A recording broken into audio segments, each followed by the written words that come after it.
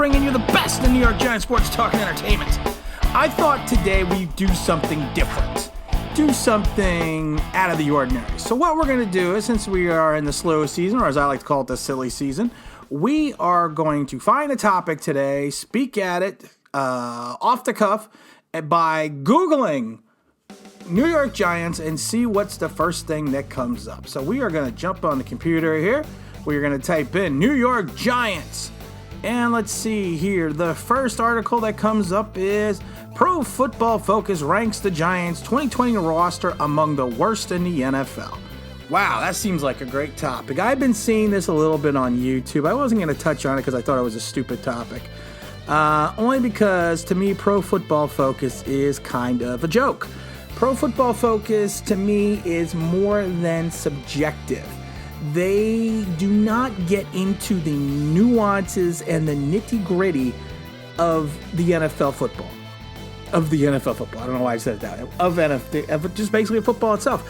Why? Because of the fact that they don't grade things in its entirety. They don't take into consideration if a team is playing a blowout. They don't take into consideration if it's, let's say, the Giants have played 6 consecutive games and their pass defense gave up 400 yards and their run defense only gave up 50. They don't take in those nuances into consideration. They don't take into consideration to missed assignments. They don't take into consideration blown coverages. They don't take into consideration assignments that were actually audibled out and changed. Why? Because they can't. Because they don't know exactly what the defensive, offensive coordinator, or head coach called. So for them to sit there and subjectively say, well, Blake Martinez is the 39th ranked player in pass coverage. You don't know if an assignment was missed. You don't know if an assignment was changed.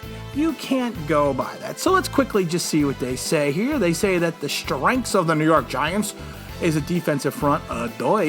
Leonard Williams, Dexter Lawrence, Dalvin Thomas, and B.J. Hill all finished well above run defender grades, interior lines. Move back to the position of Blake Martinez, David Mann, potential stars along with Blake Martinez, blah, blah, blah, blah, blah. And it's likely true that Pro Football Focus of Giants' biggest weakness, drum roll please, of course, it's going to be the pass rush, the edge rusher. I don't know why people get so upset looking at this stuff from Pro Football Focus. It's a joke. They mean nothing. Pro Football Focus means nothing. No one in the NFL uses Pro Football Focus. Colleges do not use Pro Football Focus. You know who uses it? The fans. The fantasy guys. The bettors. And even people that bet don't go and use Pro Football Focus. I know this because I know some people that are heavily, heavily vested in legal gambling. And I can tell you right now, they do not use Pro Football Focus whatsoever. I mean, it's just a joke. Now let's go to the next topic that we see here on the Giants Wire. 5 under-the-radar Giants who could make a big impact in 2020. All right, before I even think about this, let me think who, I'm not even going to look at the article yet, but let me think who they're going to say is going to be in the article. I'm going to say probably Pulley, Coleman, McIntosh, B.J. Hill, and I'm trying to think of someone else on the offensive line. Well, he said Coleman. And then I'm going to say someone like Wayne Gallman. So let's see. Who are the first persons that they have, the under-the-radar Giants? The first one we are looking at is going to be R.J. McIntosh. That's kind of an easy one. R.J.'s had an up and down. O'Shane Zimenez. That is a player that I actually forgot about. I think O'Shane, of course, out of Old Dominion. I think he's going to play well this year. I think I had him penciled in anywhere between 7.5 to 9 sacks from the quasi-defensive end / linebacker position. That's actually a really good one. Let's see what else we got here. Number 5 is going to be Julian Love.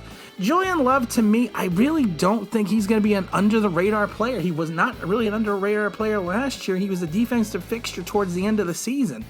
I think Julian Love is going to be counted on quite extensively, either as a backup safety or starting safety or even potentially a slot corner, because people seem to forget Julian Love out of Notre Dame played the slot corner position and actually played the slot corner position extremely well.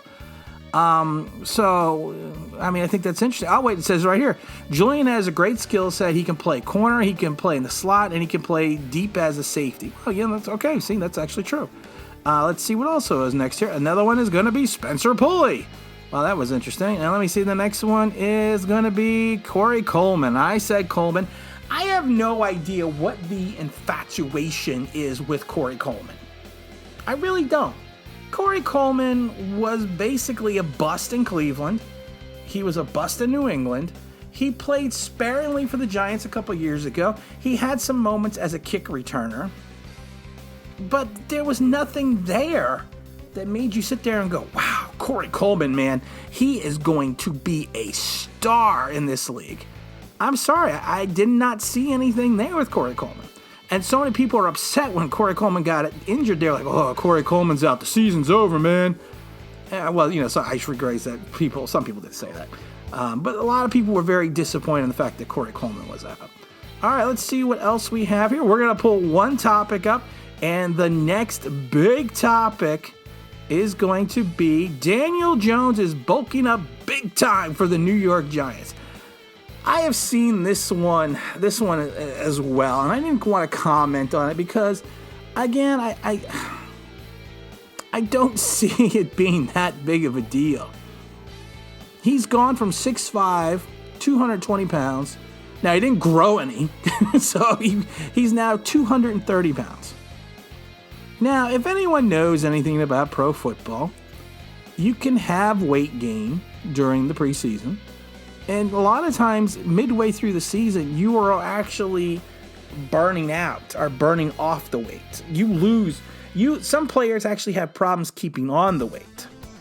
So, I mean, you have to, and it's one of those things that I'm not seeing the need for a quarterback to bulk up.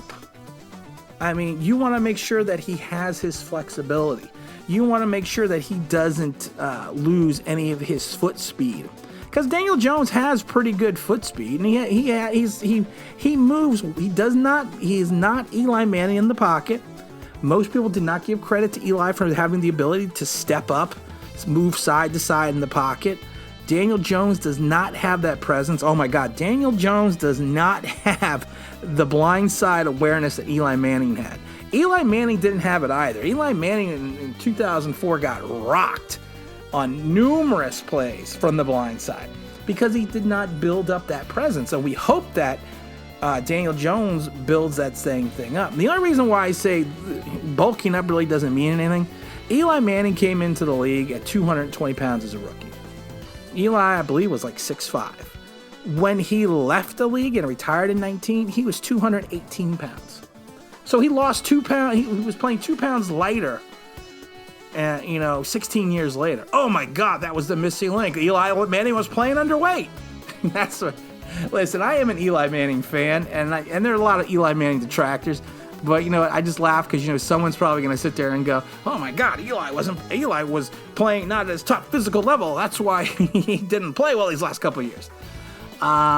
Should we do one more topic? Should we do one more quick short topic here? Let's go back to the Google. I like doing this. I hope everyone else enjoys this. I kind of find this interesting and fun. It's kind of tough sometimes just to speak off the cuff. Darius Slayton shows off route running on Instagram. Watch. You know what? That's great that he's running routes, but you know what? Running routes in practice and running routes in a game are two different things. New York Giants 2020, a prove-it year for Evan Ingram. Okay, that's another adoy. I didn't know that Evan Ingram had to have a prove-it year. Could unrestricted free agent wide receiver Austin Mack catch on with the Giants? Sure, why not? He could.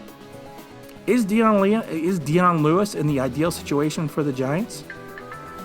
I really don't know if he's in the ideal situation for the Giants, but I think he's going to help. I think he's going to be a lot better than Wayne Gallman. And like I said, it is better to have a third down option coming out of the backfield than having to rely solely on Saquon Barkley. I'm a big fan of Deion Lewis. I'm hoping that his last year in Tennessee was not an aberration of things was an aberration of things to come. I don't know. I can't tell you what I think of Deion yet, but like I said, I am actually very high on the Deion Lewis train. I hope he works out well for the Giants, and like I said, I think he's going to be the perfect guy to be that complimentary back to Saquon Barkley. And again, this is Tim with Online Big Blue, bringing you the best of New York Giants sports talk and entertainment. I do have to say, this was fun just Googling. And as always, if you like, if you subscribe, if you ring that bell, you know what that would be? That would be awesome.